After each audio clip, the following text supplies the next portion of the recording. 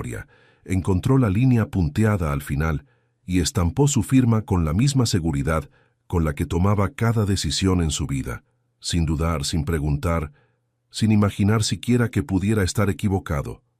Era un hombre que había aprendido muy pronto que la velocidad era una forma de poder, que quien se detenía a revisar lo que firmaba demostraba incertidumbre, y que la incertidumbre era el primer paso hacia la debilidad.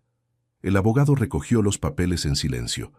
Era un hombre joven, contratado apenas 6 meses atrás para reemplazar al abogado de confianza de su padre, y todavía no había aprendido a contradecir a Rodrigo Montiel. Nadie en esa oficina lo había aprendido todavía. Era parte del problema, aunque en ese momento nadie en la habitación lo sabía.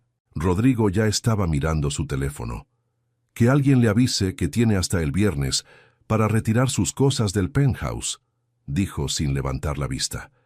Y que no quiero drama, que todo sea limpio. Agregó eso último como si fuera una instrucción de logística, como si se tratara de cerrar un contrato de arrendamiento que había dejado de ser conveniente. 3 años de vida compartida reducidos a 40 segundos, una firma al pie de una página que él nunca se molestó en leer, y una orden de que todo fuera limpio. Así terminó en apariencia el matrimonio de Rodrigo Montiel con Valentina Reyes. Sin gritos, sin lágrimas, sin siquiera la cortesía de una conversación final donde al menos las formas estuvieran a salvo. Lo que Rodrigo no sabía en ese momento, lo que cambiaría absolutamente todo en las 72 horas siguientes, era que esa página que no había leído contenía la cláusula más importante que jamás había ignorado en su vida, y que la mujer a quien había tratado como parte del mobiliario de su existencia llevaba 3 años esperando, con una paciencia que rozaba lo sobrehumano, que él cometiera exactamente ese error. Y antes de seguir, si estás aquí buscando una historia para desconectar, para sentir algo diferente por unos minutos, estás en el lugar correcto. Nosotros solo te pedimos algo muy simple a cambio. Deja un like y suscríbete al canal. Es la manera en que podemos seguir trayendo historias como esta todos los días. Y cuéntanos en los comentarios desde dónde nos estás escuchando. Siempre leemos a nuestra comunidad. Ahora sí, lo que pasó después. Cambió todo. Pero para entender lo que pasó después, hay que entender primero quién era Valentina Reyes, antes de convertirse en la señora Montiel. Hay que entender de dónde venía, qué la había formado, y por qué una mujer de su inteligencia había aceptado un acuerdo que a simple vista parecía diseñado para humillarla. Valentina creció en un barrio al sur de la ciudad, en una casa pequeña de 3 ambientes, con el techo de zinc que retumbaba fuerte cuando llovía y que en verano acumulaba un calor que hacía difícil dormir. Su madre, Elena, trabajaba doble turno en una lavandería industrial. El turno de día lavando ropa de hoteles, el turno de noche doblando sábanas bajo luces de neón que le habían dejado una miopía que no podía permitirse corregir. Su padre, Héctor, había desaparecido cuando Valentina tenía 5 años, dejando apenas una fotografía borrosa tomada en una playa que ninguna de las dos recordaba haber visitado, y una deuda con 3 acreedores diferentes que tardaron 10 años en pagar entre las dos. Valentina aprendió muy pronto, con esa claridad brutal que dan la pobreza y la ausencia, que el mundo no le debía nada, que nadie iba a aparecer a rescatarla, que la única moneda que tenía para negociar con el futuro era su propia cabeza, y que más le valía usarla bien. En la escuela era la alumna que llegaba con los cuadernos más prolijos y las preguntas más incómodas. Sus profesores la querían con esa mezcla de admiración e incomodidad que produce la inteligencia en los espacios donde no se esperaba encontrarla. Terminó el secundario con el mejor promedio de su generación y una beca parcial para estudiar administración de empresas en la universidad pública, que complementó con un trabajo de medio tiempo como asistente en una firma de contabilidad pequeña que atendía a comercios del barrio. Fue en esa firma, entre facturas y balances de negocios, que ganaban lo justo para sobrevivir, donde Valentina entendió algo que los libros de texto no te enseñan, que los números son el idioma con que el mundo dice la verdad sobre sí mismo, que si sabes leerlos con atención, Los números te cuentan historias que las personas prefieren no contar en voz alta. ¿Dónde va el dinero? ¿Quién tiene miedo? ¿Quién está mintiendo? ¿Quién está a punto de caer?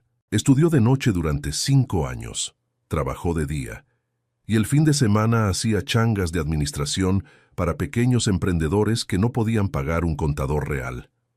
Cuando se recibió, no fue a la celebración de graduación porque ese día tenía turno doble en la firma y necesitaba el dinero. Su madre fue sola a buscar el diploma y lo puso en la pared de la cocina, entre una imagen religiosa y el almanaque del año anterior. A los 26 años, respondió a un aviso de empleo que aparecía en el suplemento de clasificados del diario dominical, que era el único que compraban porque traía el horóscopo que le gustaba a su madre. Se buscaba asistente personal para el señor Armando Montiel, fundador y presidente de Montiel Corp, uno de los grupos empresariales más importantes del país. Valentina no era la candidata más obvia sobre el papel. No tenía un posgrado de una universidad privada, no hablaba francés ni tenía experiencia en el mundo corporativo de alto nivel. No venía de ninguna familia con conexiones. Lo que tenía era un currículum impecable en términos de consistencia, una carta de presentación que había reescrito 11 veces hasta que cada palabra ganó su lugar, y la convicción tranquila de que si le daban 30 minutos con Armando Montiel, iba a conseguir el trabajo. Le dieron 15. Cuando entró a la oficina, Armando Montiel estaba sentado detrás de un escritorio del tamaño de una lancha, rodeado de papeles que parecían haberlo devorado lentamente durante décadas. Era un hombre de 70 años, con los ojos de color avellana, que todavía brillaban con una agudeza que el cuerpo enfermo no había podido apagar.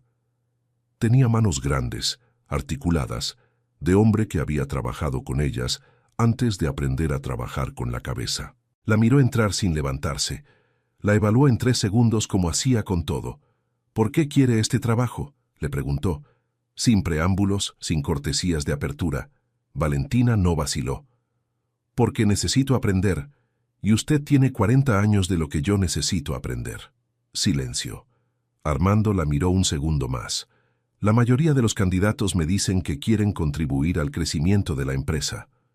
La mayoría de los candidatos mienten mejor que yo, respondió Valentina. Armando Montiel se rió. Fue una risa corta, genuina, de las que uno no puede fingir, y contrató a Valentina Reyes esa misma tarde.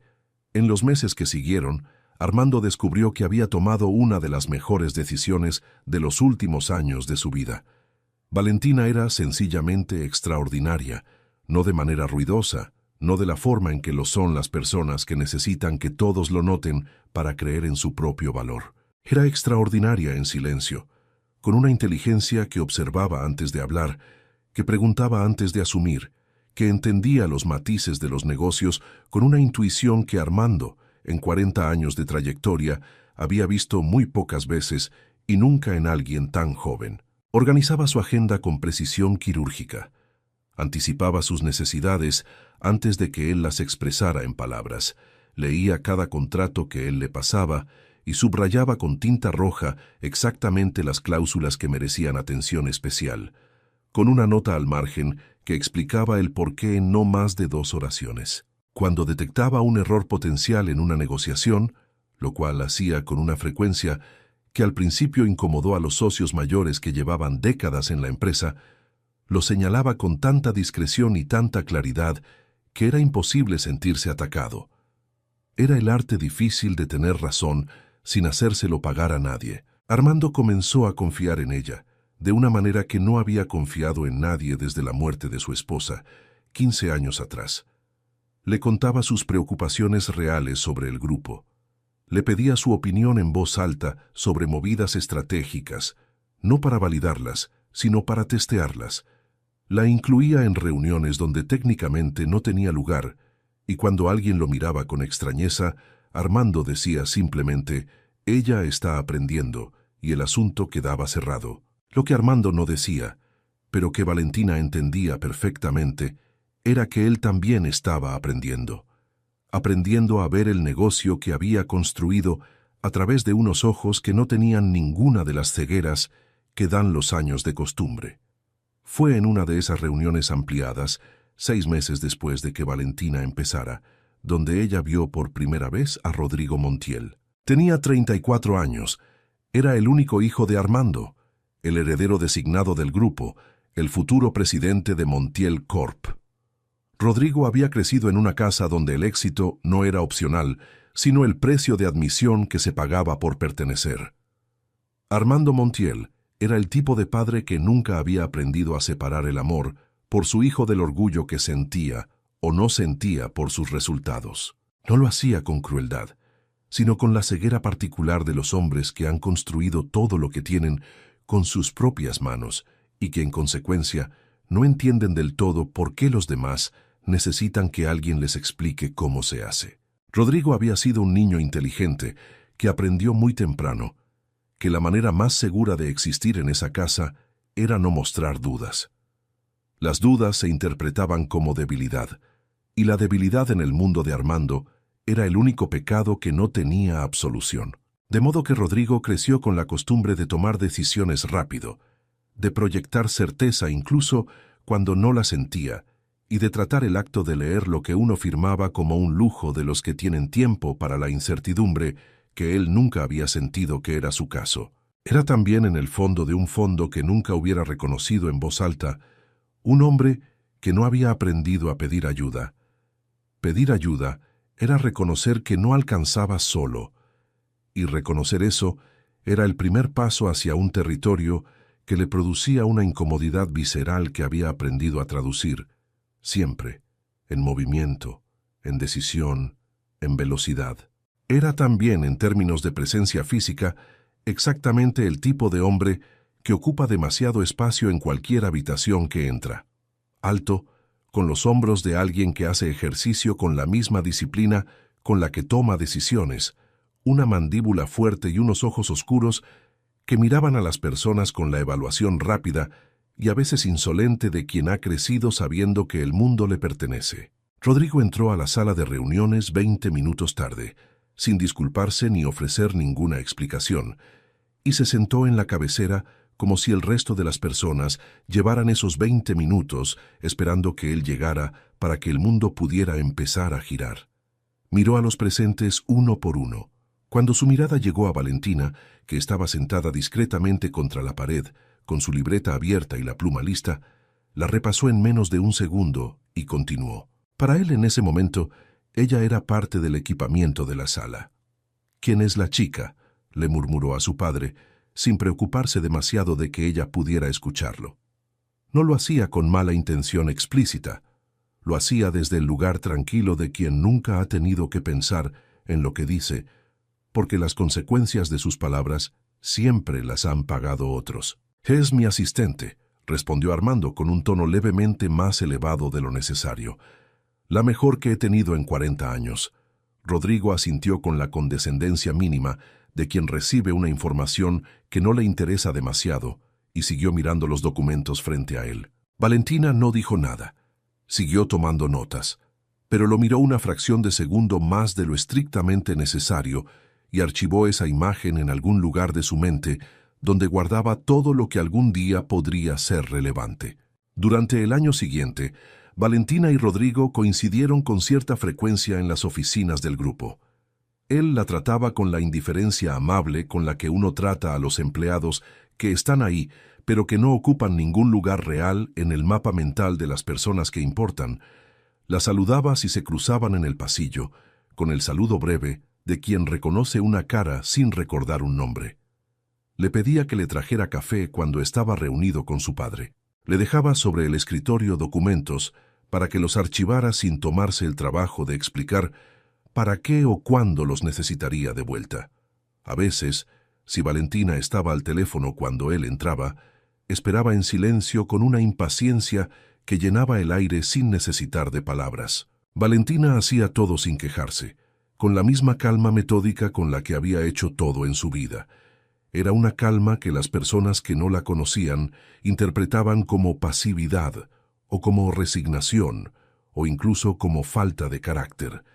Estaban equivocados en todos los casos, porque Valentina observaba. Observaba con la atención concentrada de alguien que entiende que la información es el recurso más valioso que existe y que las personas revelan más de sí mismas cuando creen que nadie las está mirando de verdad. Observaba cómo Rodrigo tomaba decisiones en las reuniones, rápido, intuitivo, confiado, con una capacidad para leer el ambiente de una negociación que era genuina y notable. Observaba qué lo frustraba: la lentitud, la indecisión, las personas que hablaban sin decir nada. Observaba cómo trataba a quienes tenían menos poder que él, no con crueldad, pero sí con esa indiferencia que a veces lastima más que la crueldad, porque no tiene siquiera la honestidad de reconocer que el otro existe. Y observaba con la atención más cuidadosa de todas cómo se comportaba cuando creía que nadie lo miraba. En esos momentos de descuido, Valentina veía algo que Rodrigo nunca habría querido mostrar: un hombre que tenía un miedo profundo y antiguo a decepcionar a su padre. Un hombre que había crecido a la sombra de un gigante y que todavía, a sus 34 años, no había terminado de decidir si era lo suficientemente grande para reemplazarlo.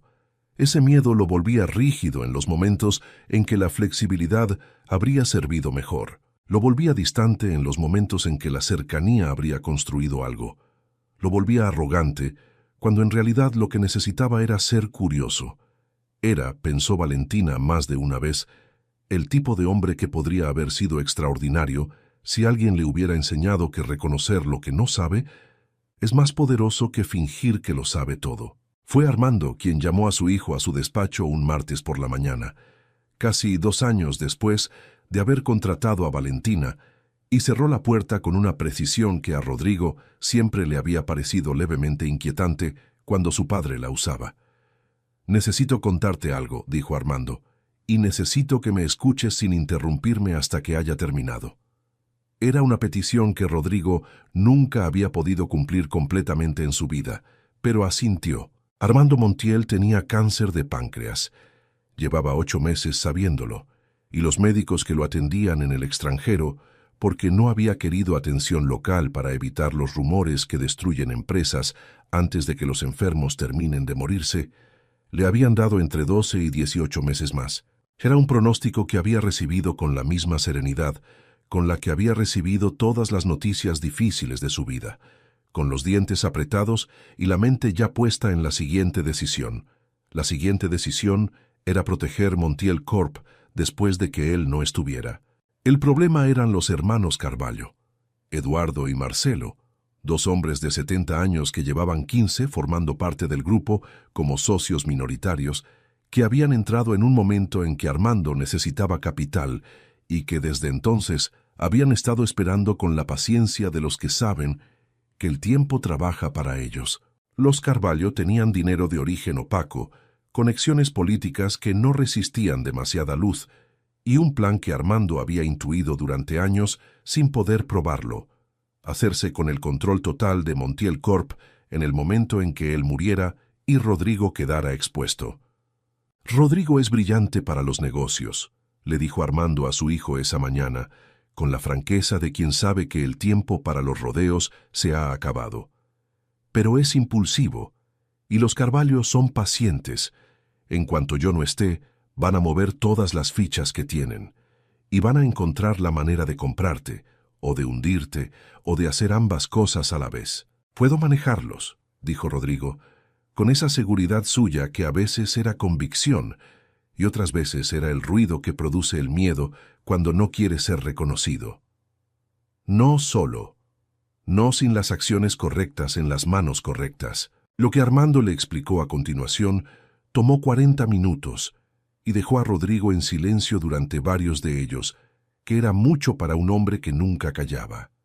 La estructura accionaria del grupo tenía una cláusula en el testamento de Armando que distribuía sus acciones entre Rodrigo y los Carvalho en partes iguales si Rodrigo no estaba casado al momento de la muerte de su padre, que era una cláusula anticuada, redactada en un contexto diferente, y que los Carvalho habían descubierto años atrás mediante uno de sus espías dentro del equipo legal del grupo. Desde entonces la habían estado esperando como a la pieza final de un rompecabezas.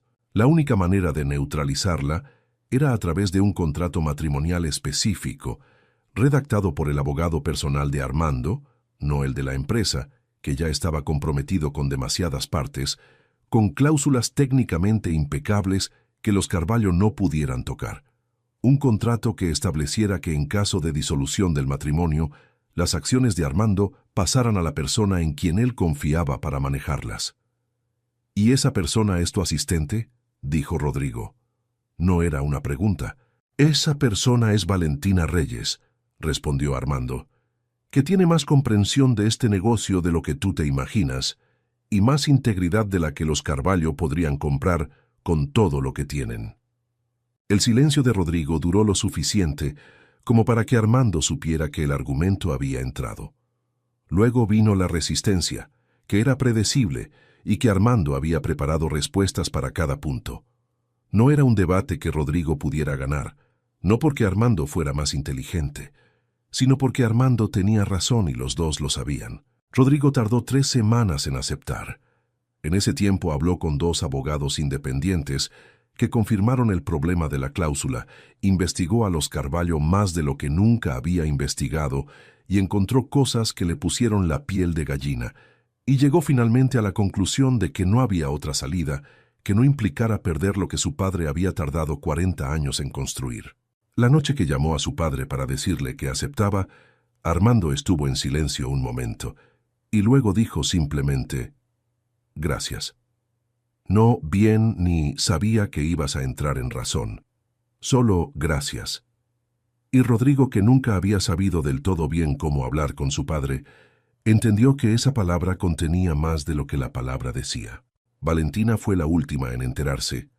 Armando la llamó a su oficina un lunes por la mañana, cerró la puerta y le explicó todo con una honestidad total que comenzó con las palabras: «Quiero que sepas exactamente en qué te estoy pidiendo que entres».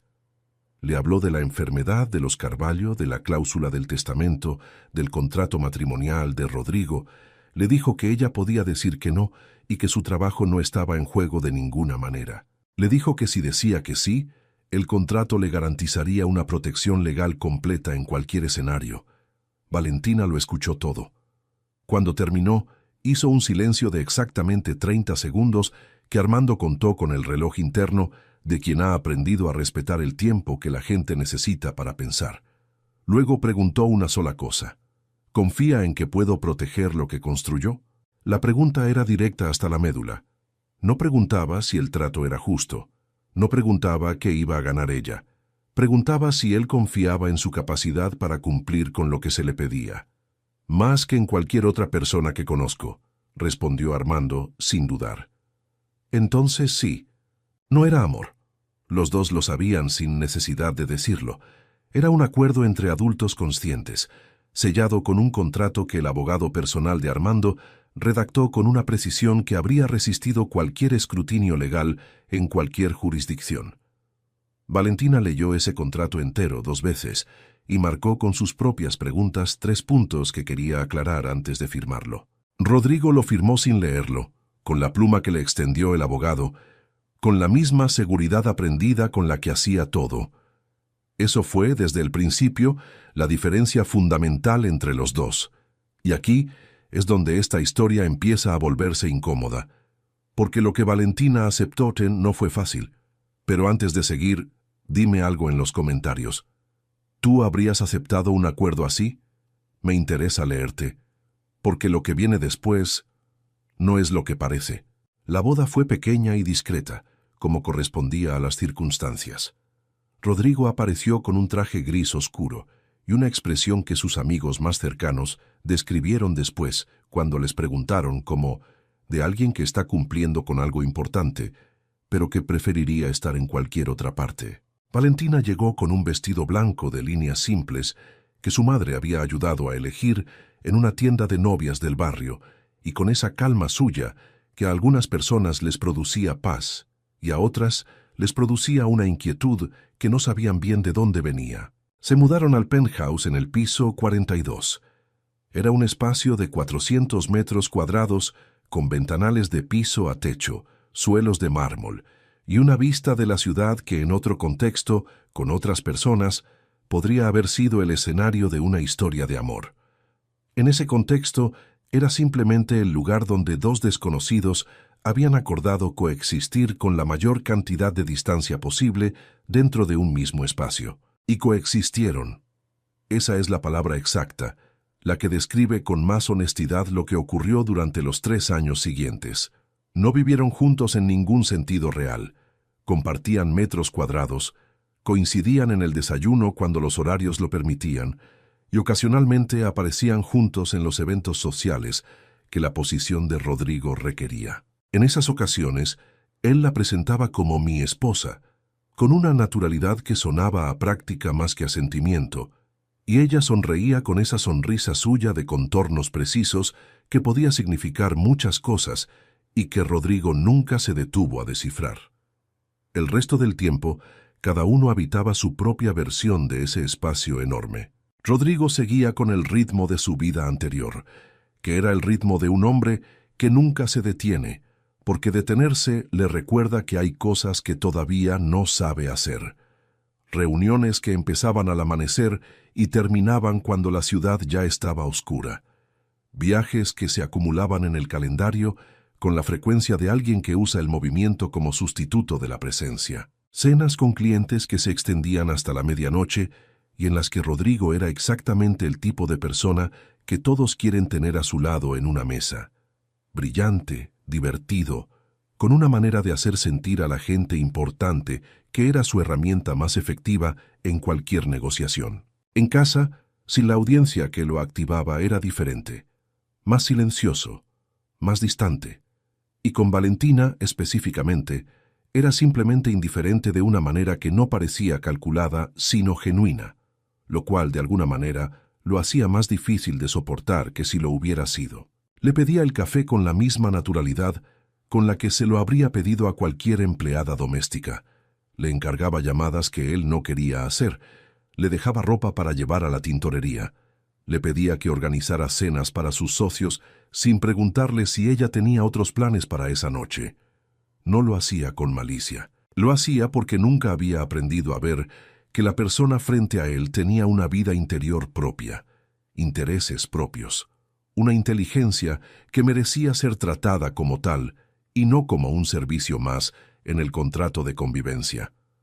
Valentina hacía todo esto, pero tampoco dejaba que eso la definiera. La vida que Valentina construyó dentro de ese penthouse era paralela a la de Rodrigo en todos los sentidos.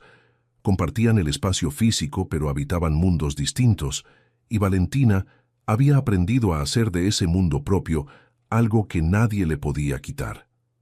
Cuando Rodrigo volvía tarde y llenaba el penthouse con el ruido habitual de alguien que ocupa mucho espacio, la televisión encendida, las llamadas de última hora, la música que ponía mientras revisaba documentos en el estudio, Valentina cerraba la puerta de la biblioteca y desaparecía dentro de sí misma con la tranquilidad de quien ha aprendido a ser su propio territorio.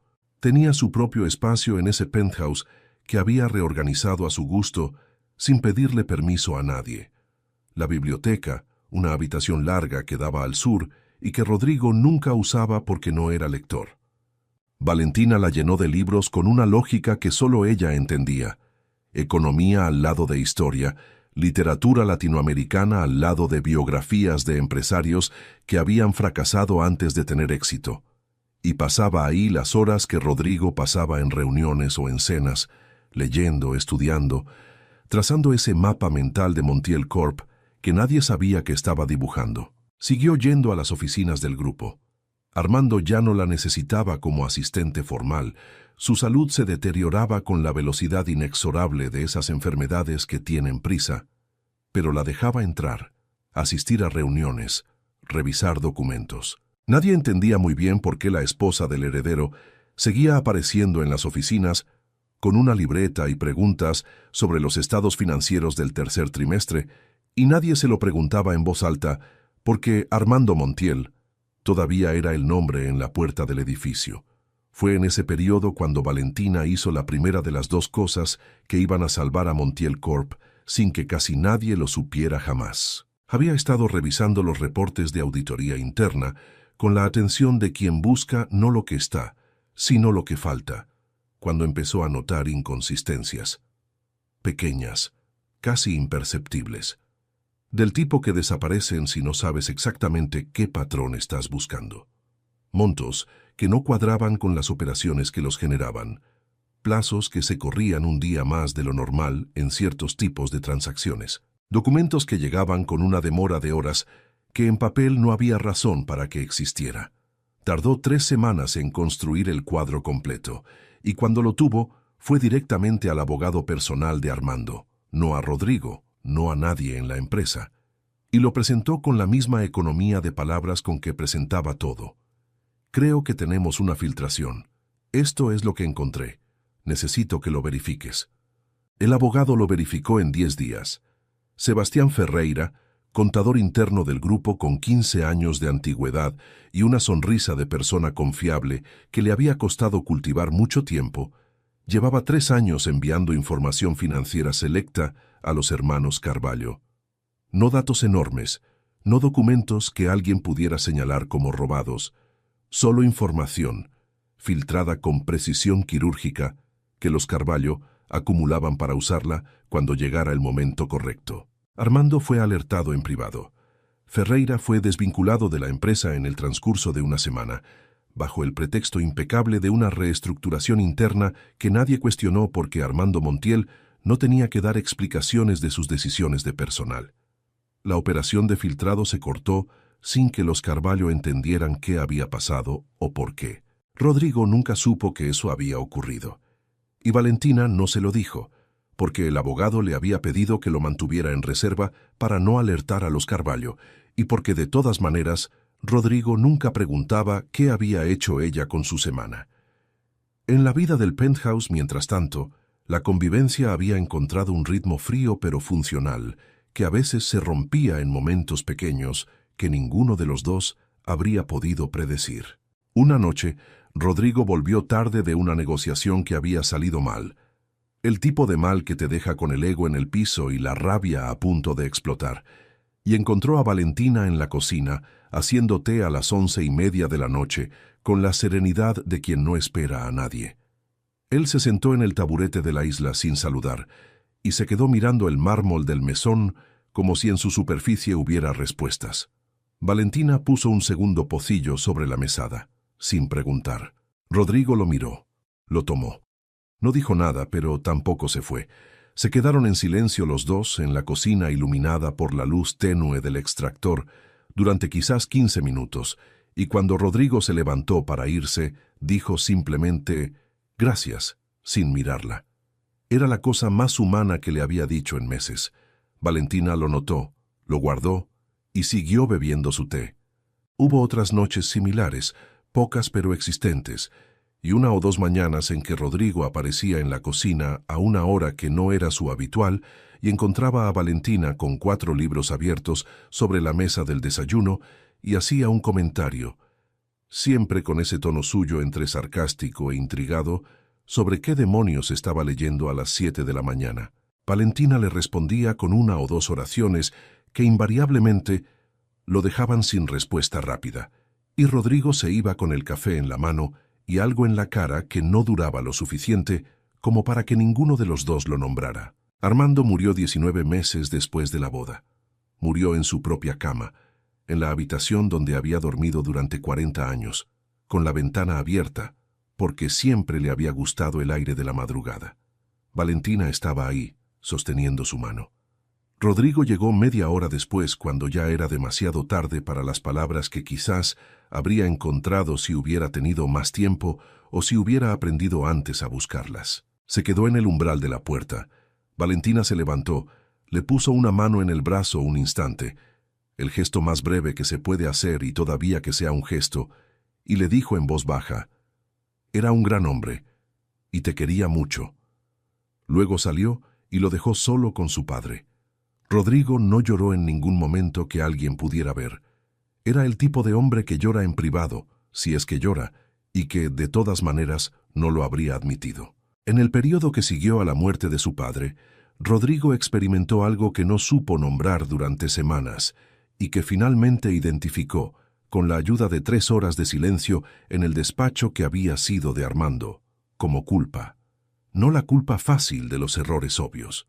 la culpa más difícil, la de las conversaciones que nunca tuvo, de las preguntas que nunca hizo, de todos los años en que había asumido que su padre estaría ahí para cuando él estuviera listo para hablarle de verdad. Armando le había dejado una empresa, un legado, un plan para protegerlos a ambos que había diseñado con la minuciosidad de quien sabe que no va a estar para supervisarlo. Y Rodrigo nunca le había preguntado cómo estaba. No una sola vez, en todos esos meses en que su padre había sabido que se moría, y había seguido llegando a la oficina a las 8 de la mañana, porque era la única manera que conocía de decirle a su hijo que lo quería.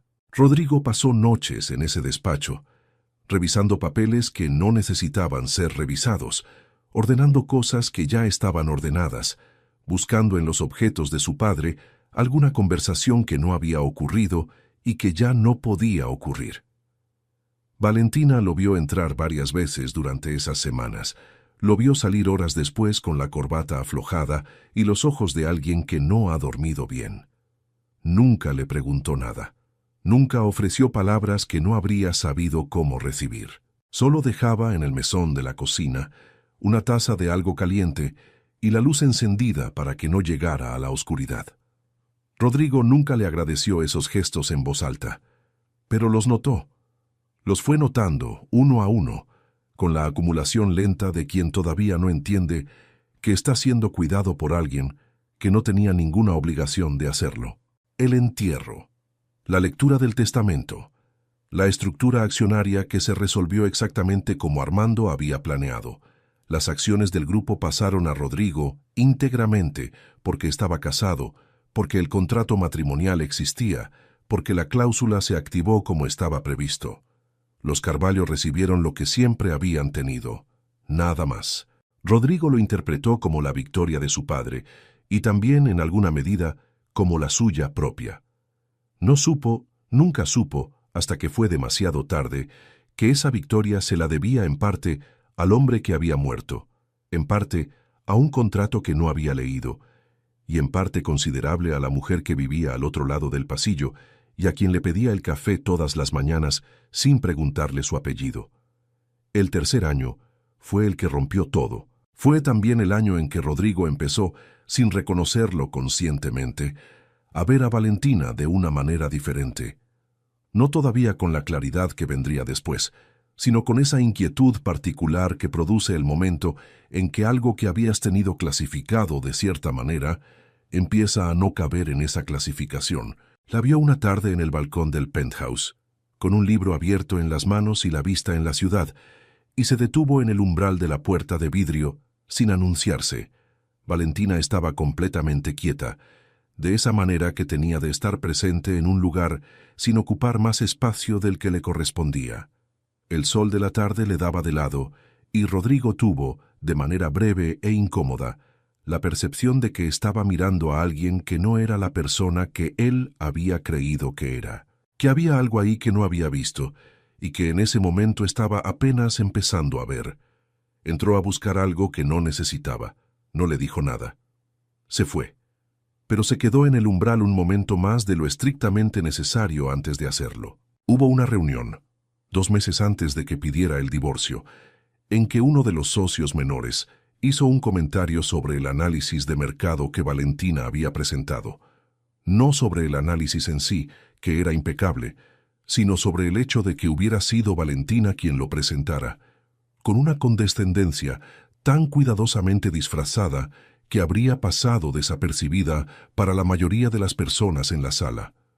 Rodrigo la vio a ella, vio cómo respondía sin perder la compostura, cómo desmontaba la condescendencia con la misma eficiencia con que desmontaba cualquier argumento débil, cómo dejaba al socio sin ningún lugar desde donde seguir, y sintió algo que no supo identificar en ese momento, pero que tenía de manera perturbadora la textura del orgullo.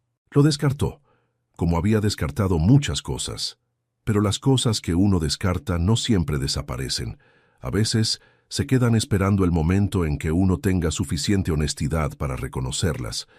Sin Armando como nexo invisible entre ellos, Rodrigo y Valentina quedaron expuestos en ese penthouse enorme como 2 personas que comparten un espacio pero no comparten nada más, y que ambas saben que tarde o temprano ese estado de cosas va a nombrar su propio final. Rodrigo conoció a Isabela Voss en una conferencia internacional de negocios. Era directora de marketing de una empresa cliente, inteligente y ambiciosa, de una manera que se proyectaba con eficiencia en cualquier habitación. Y comenzaron a verse con una frecuencia que Rodrigo no cuestionó demasiado, porque tampoco tenía el hábito de cuestionarse sus propias motivaciones. Lo que Rodrigo no sabía, porque nadie se lo había dicho, y porque él no tenía el hábito de investigar a las personas que entraban a su vida por el lado que no era el de los negocios, era que Isabela Voss tenía una relación comercial con los hermanos Carvalho, que se remontaba a 4 años y que incluía participación accionaria en 2 de las empresas del holding de los Carvalho, que había sido ubicada en esa conferencia específica, no por azar, sino por diseño, con el objetivo de crear las condiciones para que Rodrigo quisiera disolver el matrimonio que lo protegía de ellos. No se le había pedido que se enamorara de él, solo que estuviera ahí, que fuera lo suficientemente interesante, que le recordara a Rodrigo que había una vida diferente posible. El resto lo haría él solo. Lo hizo. Una noche de martes llegó al penthouse y le pidió a Valentina que conversaran. Ella estaba en la biblioteca con un informe sobre la mesa y cuando levantó la vista hacia él, lo supo antes de que él dijera nada. Lo supo porque llevaba 3 años aprendiendo a leer la postura de un hombre que no sabe bien cómo decir las cosas difíciles. Quiero el divorcio. Valentina asintió lentamente, sin drama, sin lágrimas, sin la escena que Rodrigo había temido en algún rincón de su cabeza, que todavía funcionaba en términos de consecuencias. Está bien. ¿Así de simple? ¿Querías que fuera complicado? Rodrigo no supo qué decir. Valentina cerró su informe, lo miró directamente, y luego dijo la cosa más directa que le había dicho en 3 años de convivencia. Rodrigo, antes de firmar cualquier cosa, lee el contrato matrimonial, el que firmaste hace 3 años. Léelo entero. ¿Por qué? Porque tu padre lo redactó con mucho cuidado, y porque mereces saber lo que acordaste. Rodrigo la buscó en la cara, buscó sarcasmo, amenaza, el placer disimulado de alguien que sabe algo que el otro no sabe. No encontró nada de eso. Encontró algo que podría haber sido tristeza, o podría haber sido simplemente la calma de alguien que ha tomado su decisión y que ya está del otro lado de ella. No la leyó. Por supuesto que no la leyó.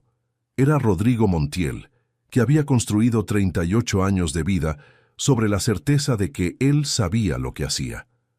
Llamó a su abogado nuevo, le dio instrucciones de procesar el divorcio lo antes posible, y cuando los papeles llegaron los firmó en 40 segundos, sin mirar más allá de la línea punteada donde tenía que estampar su nombre. Lo que ocurrió en las 72 horas siguientes deshizo ese mundo en 3 actos. Primero, el lunes por la mañana en el directorio.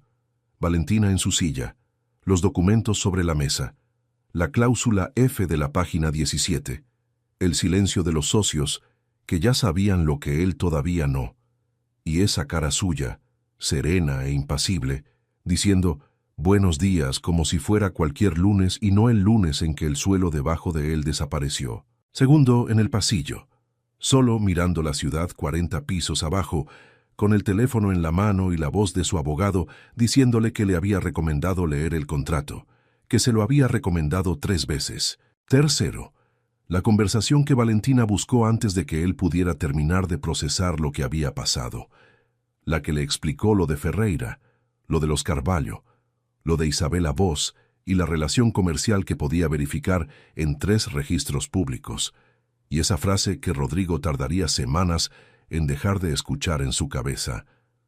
Tu padre me pidió que protegiera lo que construyó, y porque lo que construyó eres también tú, aunque a veces sea difícil de ver. La reconstrucción fue lenta. Las cosas que importan siempre lo son.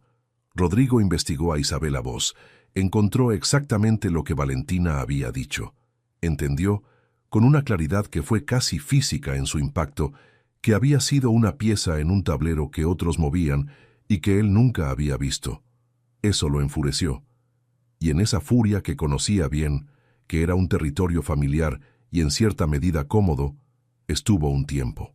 Pero luego empezó a pasar algo diferente, algo más incómodo que la furia, que es siempre más sencilla que lo que viene después de ella.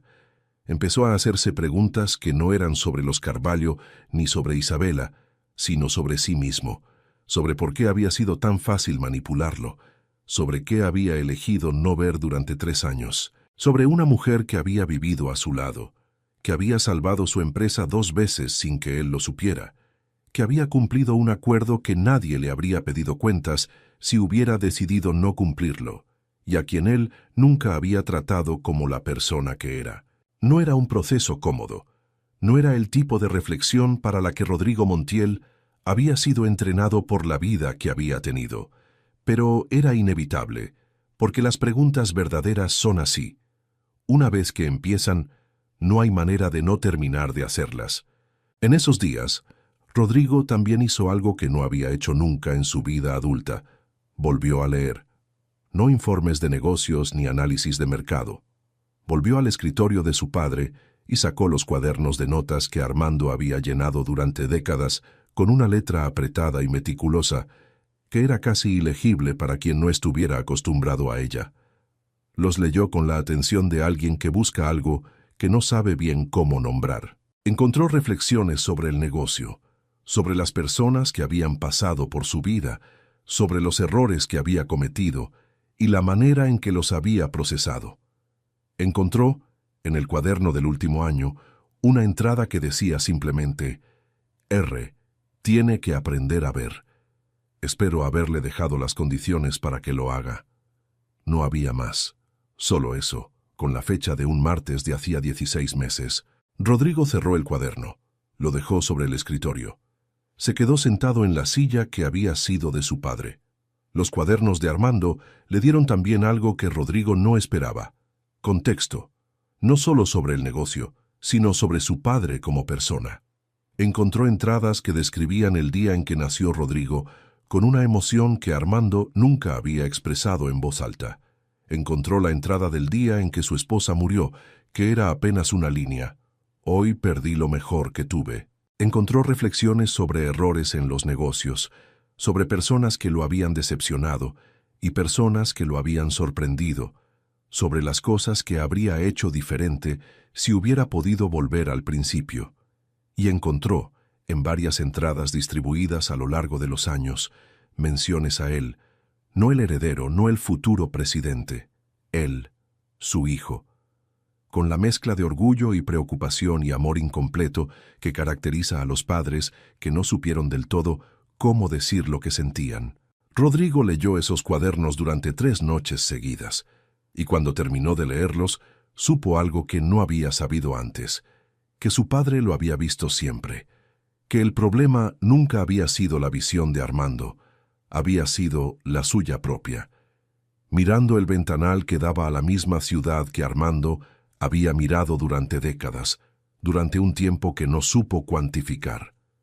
Valentina, mientras tanto, asumió sus responsabilidades en Montiel Corp, con la precisión y la discreción que definían todo lo que hacía. No hizo declaraciones públicas grandilocuentes, no reorganizó nada de manera dramática para demostrar quién mandaba. Llegó a las reuniones preparada, tomó decisiones informadas y fundamentadas, y trató a todos los socios, incluyendo a Rodrigo, con un profesionalismo que no daba lugar a confusiones, pero que tampoco era frío de manera innecesaria.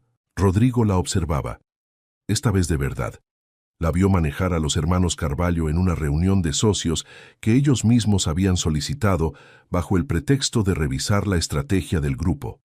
Los Carvalho llegaron con la energía de quien espera recuperar terreno perdido, y salieron de la sala 90 minutos después sin haber ganado absolutamente nada, sin haber podido señalar ningún momento específico en que ella hubiera cometido un error. Valentina los había escuchado, había respondido con datos, había ofrecido concesiones mínimas donde convenía, y los había cerrado en ángulos desde los que no podían moverse sin mostrar exactamente de qué estaban hechos. Entendió Rodrigo en ese momento, con una honestidad que le costó. exactamente lo que su padre le había dicho que era, la persona correcta para proteger lo que él había construido. Y él la había tenido frente a él durante 3 años sin verla. Pidió una reunión, neutral, en el café de la esquina, que era el lugar más alejado de la dinámica del poder que se le ocurrió. Llegó 5 minutos antes de la hora, lo cual para Rodrigo era en sí mismo un gesto, y cuando Valentina entró y se sentó frente a él, sin la mesa del directorio entre ellos, sin los roles que ese espacio imponía, la miró y dijo lo que había preparado y lo que no había preparado, todo mezclado. Le pidió disculpas por el café, por los documentos que dejaba sin explicación, por presentarla como accesorio, por no haberla visto. Las palabras le costaron, y Valentina no hizo ningún gesto para aliviarle el camino, porque no habría sido honesto hacerlo. Le preguntó sobre Isabela.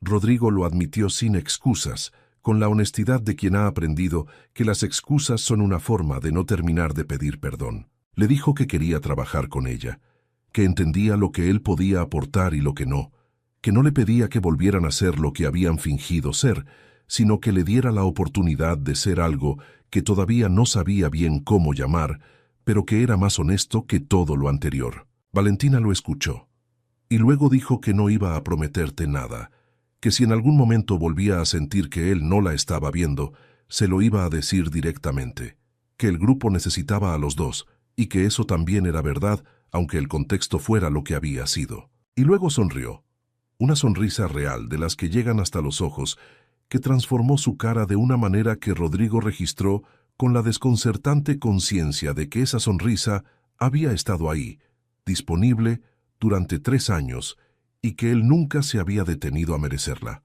«De acuerdo», dijo ella, «empecemos desde el principio. Lo que vino después fue lento, torpe en algunos momentos, y honesto de una manera que ninguno de los dos había practicado del todo antes. Valentina también tuvo sus propios momentos de reconstrucción, aunque eran de una naturaleza diferente a los de Rodrigo. Ella no tenía que reconstruir una imagen de sí misma, sabía bien quién era. Lo que tenía que reconstruir lentamente y con cuidado era su capacidad de confiar en otra persona, no en el sentido general, abstracto, en ese sentido específico, concreto, que implica dejar que alguien conozca los bordes donde uno es vulnerable y confiar en que no va a usarlos. Había aprendido muy temprano en la vida que la autonomía era protección, que depender de alguien era exponerse, y que exponerse era correr un riesgo que la mayoría de las veces no compensaba. Su madre le había enseñado eso sin proponérselo, simplemente siendo el ejemplo de alguien que había sobrevivido sola porque no había tenido otra opción. Con Rodrigo, esa lección entraba en conflicto con otra cosa que también era verdad, que algunas personas cambian cuando las circunstancias los obligan a mirarse, y que rechazar ese cambio por principio era una manera de quedarse segura, que también era una manera de quedarse sola. Hubo una noche en que Rodrigo llegó a la oficina, cuando ella ya estaba por irse, y se sentó frente a su escritorio con la cara de alguien que acaba de procesar algo difícil. Valentina se quedó. No preguntó. Simplemente se quedó y esperó, con la paciencia que era su herramienta más fina. Rodrigo le habló del cuaderno de notas de su padre, de la entrada que había encontrado, de la sensación de haber llegado demasiado tarde a una conversación que su padre había estado esperando tener con él durante años y que ninguno de los dos había sabido iniciar. Valentina lo escuchó, y luego le dijo algo que no había planeado decir, pero que era verdad, que Armando le había hablado de Rodrigo muchas veces durante los 2 años que trabajó a su lado, que nunca lo había hecho con decepción, aunque hubiera tenido razones para ello, que siempre lo había hecho con esa mezcla específica de orgullo y dolor que tienen los padres cuando ven en sus hijos algo de sí mismos que hubieran querido que fuera diferente. Rodrigo la miró en silencio durante varios segundos. Luego dijo, «Gracias». Y esta vez el gracias no tenía la brevedad distante del que agradece un café. Tenía peso. Tenía la consistencia de algo que se dice cuando se tiene algo real para agradecer y se sabe exactamente qué es. Rodrigo descubrió a Valentina de la forma en que se descubren las cosas que siempre estuvieron ahí, pero que uno nunca miró, con la sensación de que algo se acomoda en un lugar donde antes había una incomodidad que ni siquiera habías nombrado. Descubrió que tenía un sentido del humor seco y preciso que emergía en los momentos más inesperados, especialmente cuando él decía algo que revelaba más de lo que había querido decir. Que cuando estaba leyendo algo importante, se olvidaba de comer durante horas, y luego tenía hambre con una intensidad desproporcionada que la hacía reírse de sí misma. Que guardaba rencores de la manera en que guarda agua la tierra seca, sin que se vea, sin que se mencione, pero hasta el último milímetro disponible. Había una tarde, poco después de que empezaran a verse de otra manera, en que Rodrigo le preguntó cómo había llegado a entender los negocios del grupo de esa manera. No fue una pregunta de negocios, sino una pregunta genuina, del tipo que uno hace cuando de verdad quiere saber algo, y no cuando quiere parecer que quiere saberlo. Valentina lo pensó durante un momento.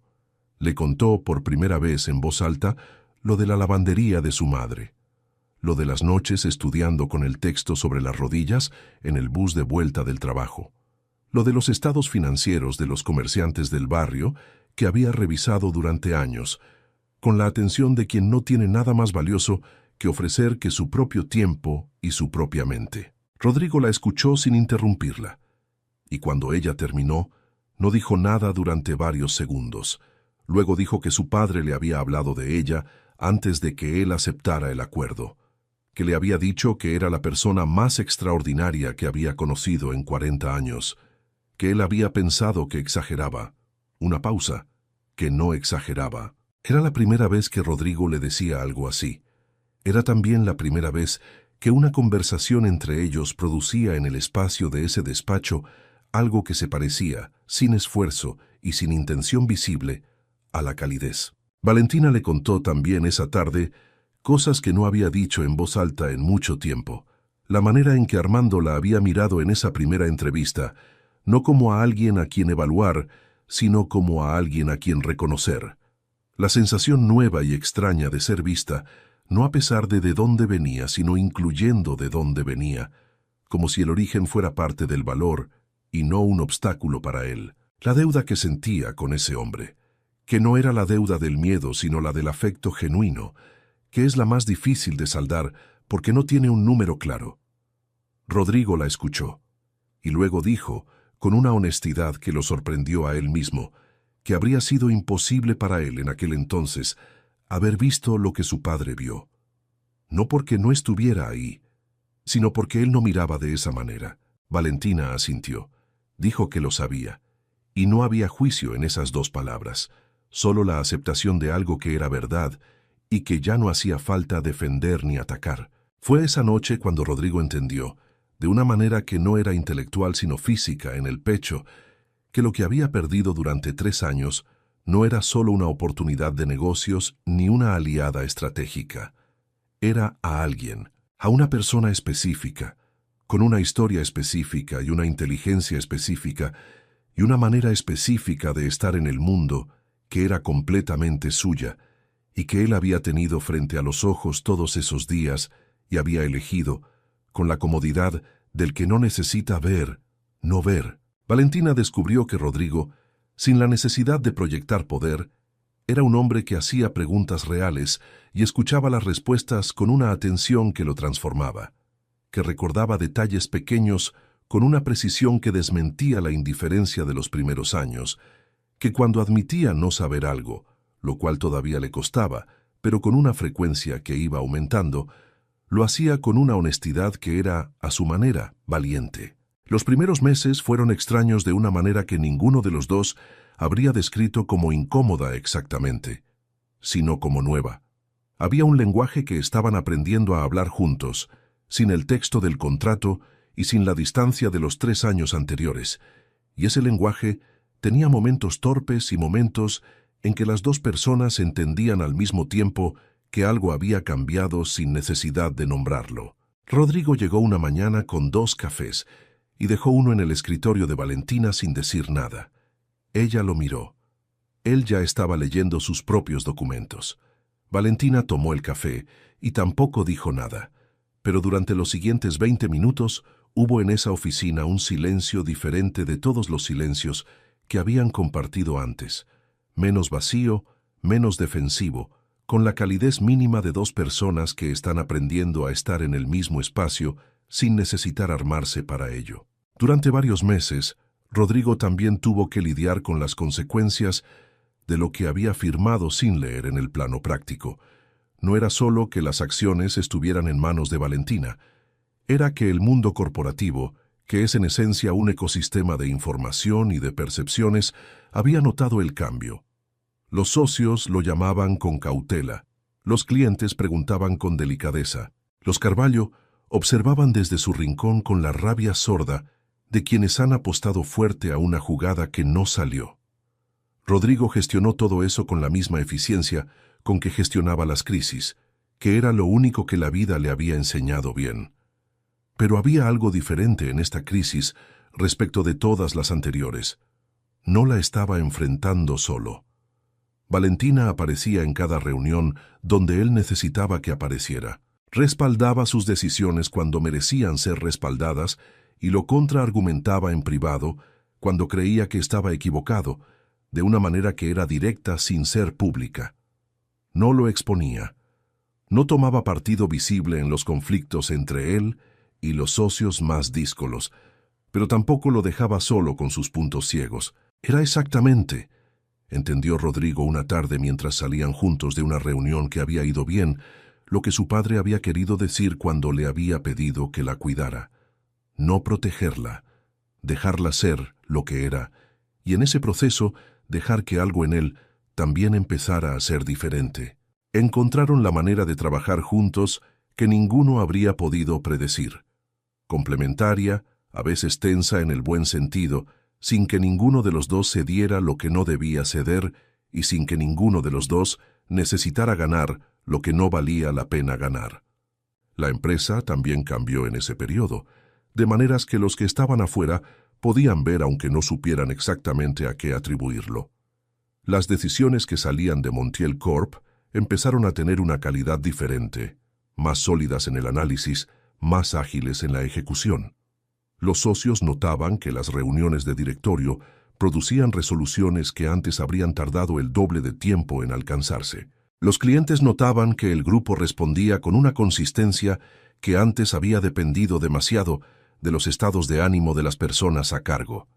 Era el resultado de dos inteligencias que se habían encontrado en un punto de equilibrio que ninguna habría podido alcanzar sola. Rodrigo aportaba la capacidad de moverse rápido en la incertidumbre, de leer los estados de ánimo de una negociación, de proyectar la confianza que convierte a los indecisos en aliados. Valentina aportaba el análisis, la paciencia, la visión de largo plazo que convierte las apuestas en inversiones y los riesgos en decisiones calculadas. Donde uno tendía a acelerar, la otra encontraba el momento de frenar. Donde la otra tendía a la cautela excesiva, el otro recordaba que la cautela permanente es también una forma de parálisis. Los hermanos Carvalho, que llevaban meses esperando que el experimento fallara, tuvieron que ir ajustando sus planes a una realidad que no habían anticipado, que la suma de Valentina y Rodrigo era más poderosa que cualquiera de los dos por separado, y que Montiel Corp, en lugar de debilitarse con el cambio de estructura accionaria, estaba encontrando una forma de ser más fuerte que nunca. No había movida disponible para ellos que no implicara exponerse de maneras que preferían evitar, de modo que esperaron, porque la paciencia era lo que mejor sabían hacer, pero esta vez esperaron sin la certeza de que el tiempo les iba a dar la razón. Un día, Rodrigo encontró en el escritorio de Valentina el contrato matrimonial original, abierto en la página 17. No lo buscó, simplemente estaba ahí. Lo leyó, entero, las 40 páginas. Leyó la cláusula F con la atención que no le había dado 3 años atrás, y luego leyó el resto, la arquitectura completa que su padre había diseñado con el cuidado de un hombre que amaba a su hijo y que también, con la lucidez de quien sabe que tiene poco tiempo, había entendido que su hijo necesitaba algo que solo podía llegar de afuera. Al final del contrato había una nota, manuscrita. la letra de Armando que Rodrigo habría reconocido en cualquier parte del mundo. Decía: Rodrigo, si estás leyendo esto, cometiste el error que yo sabía que ibas a cometer. Espero que también estés haciendo lo que sé que puedes hacer, aprender de él. Valentina es la persona más extraordinaria que he conocido en 40 años. Cuídala, o mejor, déjate cuidar por ella, que no es lo mismo, pero a veces es lo que más se necesita.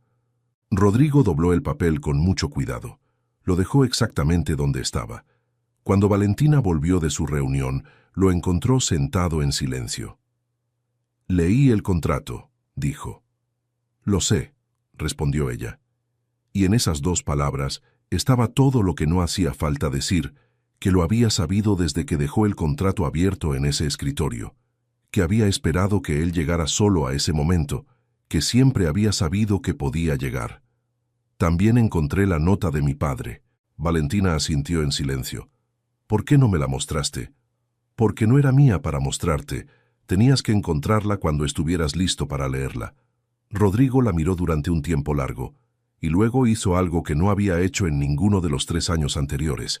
Le extendió la mano, no para estrecharla en el apretón de los negocios, sino para tomársela simplemente, como se toma la mano de alguien que ha estado cerca durante mucho tiempo y a quien finalmente uno ve de verdad. Valentina la tomó. Y así fue como empezó de verdad la historia de Rodrigo Montiel y Valentina Reyes. No con una boda discreta en circunstancias de emergencia, no con un contrato que uno firmó sin leer y la otra leyó 2 veces, sino con una mano extendida en una tarde sin grandes eventos, en una oficina que los 2 habían aprendido a compartir, por un hombre que había tardado demasiado en aprender a ver y que finalmente, con pérdida y con tiempo, y con la ayuda de un padre que los quería a los 2 más de lo que cualquiera de los 2 había comprendido, había encontrado